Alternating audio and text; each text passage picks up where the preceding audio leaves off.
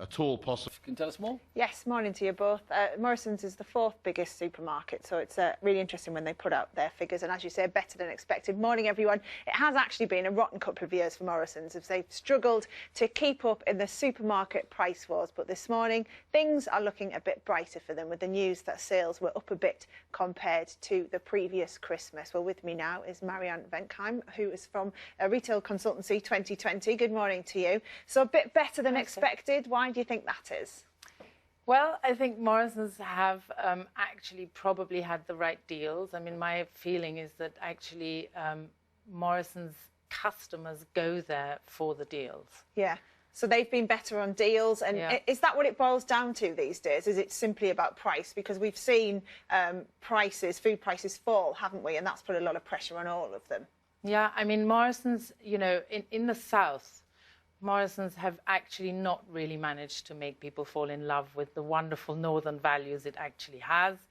And Morrison's is such a strong brand, if you think about it. I mean, Morrison's has this really sort of just do it attitude and has actually changed more than most other supermarkets in the last few years. I mean, they have, you know, the store next to our office has changed 3 times. I think Morrison's real trouble is that they don't really know what they want to be famous for. Okay. They had Market Street, which was a fantastic idea. They're famous for cakes. And then they opened, you know, local shops that really were trying to be a slight Me Too proposition. Do you think now, because obviously they have a new chief executive and they've sold off their convenience stores, do you think now they are starting to refocus, and that's why things were a little bit better at Christmas? I think that, you know, the new chief executive is actually, you know, staying very low profile. I don't really understand why he's not doing interviews. Yeah, he should be really proud. He should be really proud of the results. The reality is that Morrison's has a long way to go. I mean, online is so strong. They say in their statements that online has increased by 100%, which is good news for them, but they were the last, you know, to do that. So really, when you're the last, you have to be better than everyone else. So, and tell us about the others, because this is obviously a week when we hear from all the retailers.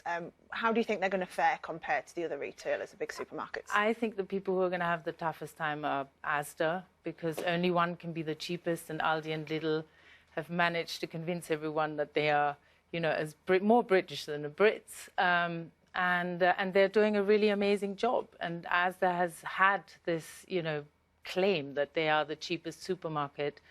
And people are starting to not trust them because of it. You know, only one can be the cheapest, and Aldi and Lidl have managed to sort of corner that argument. Yeah, they've certainly grown an awful lot. Marianne, thank you very much for your time this morning. That's it for me for now. I'm going to have some figures on the market share just after 8, because we'll get those on how the supermarkets have fared against each other just after 8 this morning. That should be interesting. Thank you, Steph. Still to come on, Brett. At this Christmas. Yes, the big four continuing to battle against the discounters Aldi and Lidl.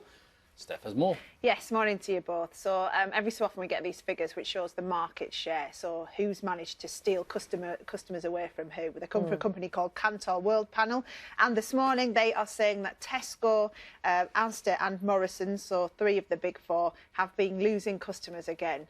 And it's, as you said in the intro there, it's Aldi and Lidl who have done particularly well this Christmas. 1 million more people decided to shop at Aldi and Lidl this Christmas compared to the previous Christmas, and that is ramping up their market share figures. They're still small compared to the big 4. If you look at the market share, Tesco still has 28% of the market, likes of Asda 16%, Sainsbury's 17%, Morrison's 11%, and down there Aldi and Lidl, they've got about 4 or 5% each. So they're still not up there with the big 4, but they're certainly stealing customers away from them. And this morning we got the latest figures from Morrison's, and they were saying that their sales were a bit better than they expected over Christmas. Nothing to write home about, but better than they were the previous Christmas. But this is all about the price wars between them, who can do the best deals and who can get the customers to stick with them and get the cheapest products from them. So there's still that battle continues. All right. Steph, thanks very much. Shopping around. Thank you. Children's education.